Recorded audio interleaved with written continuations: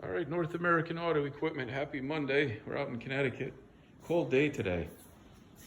Our customer has custom garage, the high ceiling on one side. As you can see, 11,000 pound floor plate universal lift, our 11KF. And they had some expansion joints cut into the floor for the 11K lift. We wanted to make sure that we had some concrete anchors biting on some areas that weren't right on top of that concrete seam.